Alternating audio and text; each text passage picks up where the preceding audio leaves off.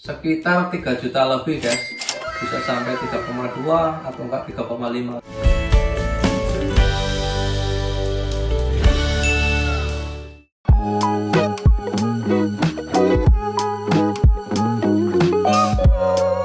Halo semuanya, selamat datang di channel si Lely.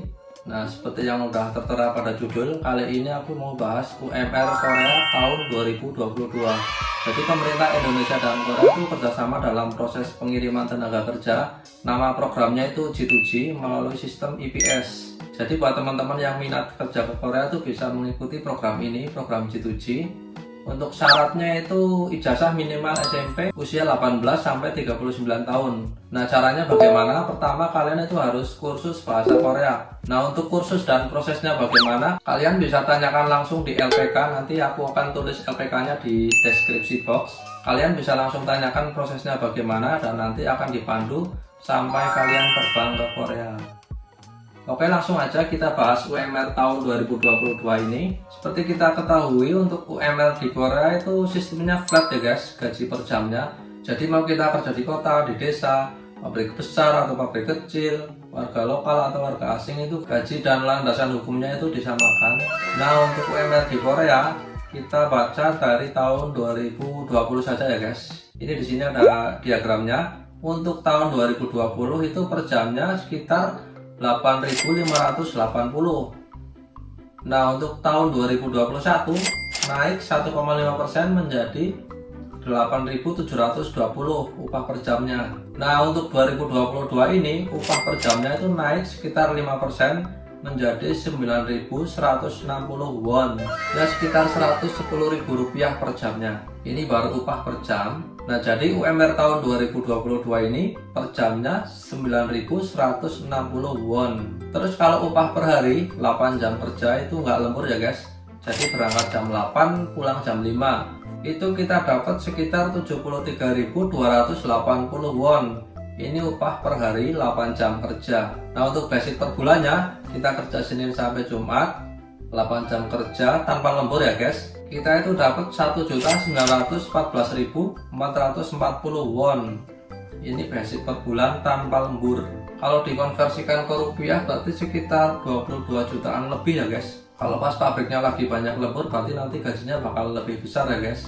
Nah, untuk upah lemburnya per jamnya itu dibayar sekitar 13.740 won atau 150% dari gaji per jam. Itu setelah kita kerja 8 jam. Nah, biasanya di Korea kan ada yang kerja shift malam, nanti dapat tunjangan juga. Untuk tunjangan kerja malam per jamnya itu dapat 4.580 won atau 50% dari upah per jam.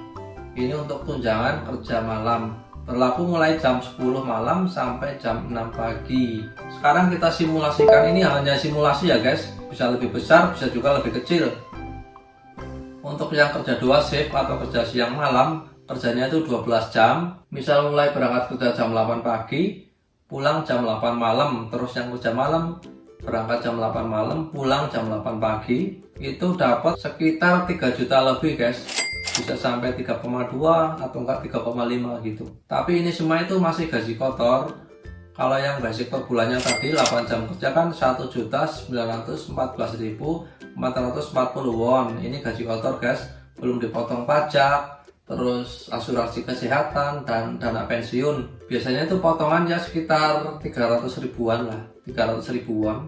Tapi untuk potongan dana pensiun nanti kembali ke kita guys. Setelah kita pulang ke Indonesia nanti potongan dana pensiun itu akan ditransfer ke rekening kita. Nah, jadi udah jelas ya guys, UMR Korea tahun 2022 untuk per jamnya itu 9.160 won. Terus untuk per hari 8 jam kerja itu 73.280 won. Untuk basic per bulannya tanpa lembur ya guys, itu dapat 1.914.440 won. Untuk upah lemburnya per jamnya itu 13.740 won. Dan untuk tunjangan kerja malam itu dapat sekitar 4.580 won, berlaku jam 10 malam sampai jam 6 pagi. Nah, jadi buat teman-teman yang minat kerja ke Korea itu bisa dimulai dengan kursus bahasa Korea dulu. Nanti biasanya setiap tahun pemerintah Korea itu mengadakan tes bahasa Korea. Nah, kalau kita lulus tes bahasa Korea itu bisa untuk mendaftar ke Korea ini. Jadi yang pertama kita kursus bahasa Korea dulu. Nanti kalau dari pihak pemerintah Korea mengadakan ujian bahasa Korea untuk kerja ke Korea, kita daftar. Nah setelah kita lulus nanti kita mendapat sertifikat sebagai persyaratan untuk daftar kerja ke Korea. Untuk prosesnya bagaimana, biayanya berapa, kalian bisa tanyakan langsung melalui LPK masing-masing. Nanti nama LPK-nya akan aku tulis di deskripsi. Nah jadi kalau kita mau kerja ke Korea, yang pertama itu kursus bahasa Korea, terus mengikuti ujian bahasa Korea. Apabila lulus kita melengkapi data, terus kita mengirimkan lamaran ke Korea melalui BP2MI. Nah nanti setelah data kita online di Korea, pihak dari perusahaan Korea akan mengambil kita. Nanti pemberitahuannya akan di-share di situs BP2MI program G2G Korea. Nah setelah nama kita dipilih oleh perusahaan Korea, nanti dari pihak BP2MI akan memberitahukan kita untuk mengikuti pembekalan atau preliminary training. Nah nanti di preliminary training itu kita validasi data, terus membayar uang tiket, visa, dan lain-lain. Nah setelah itu kita ke proses penerbangan. Setelah kita terbang ke Korea, nanti di Korea akan ditampung dulu sekitar 3 hari di gedung KBIS. Nah di sana ada berbagai negara guys, tapi nanti dipisah-pisah per kelasnya. Yang orang Indonesia sendiri, yang orang Vietnam sendiri gitu. Nanti di situ juga ada penerjemahnya. Nah di KBIS itu selama 3 hari nanti kita dikasih pembekalan lagi tentang ketenaga kerjaan, keselamatan kerja, keimigrasian, terus budaya dan lain-lain. Karena budaya Indonesia dan Korea kan beda guys. Jadi kita nanti di sana akan diajari tentang culture di sini. Terus di gedung KBIS itu selama 3 hari kita juga langsung dikasih makanan Korea. Ya biasanya sih lidah Indonesia agak kaget ya guys untuk makanan Korea, untuk mempercepat proses adaptasi. Karena kalau udah sampai di perusahaan masing-masing kan kita bakal ketemu makanan Korea setiap hari. Nah setelah pembekalan 3 hari di gedung KBIS nanti akan dijemput oleh perusahaan masing-masing. Nah setelah itu baru kita mulai bekerja. Nah untuk di Korea sendiri untuk warga asing itu biasanya dapat asrama. Untuk asrama ada yang gratis, ada yang potongan per bulan. Terus jam kerjanya ada yang 8 jam kerja, ada yang 12 jam kerja, bahkan ada yang lebih. Ada yang shift siang aja, terus ada juga yang shift siang malam. Terus untuk jatah makannya biasanya itu ada yang dapat 2 kali, ada yang 3 kali. Kalau pas kita kerja itu biasanya dapat makan sih guys. Nah jadi sekian dulu pembahasan UMR Korea tahun 2022.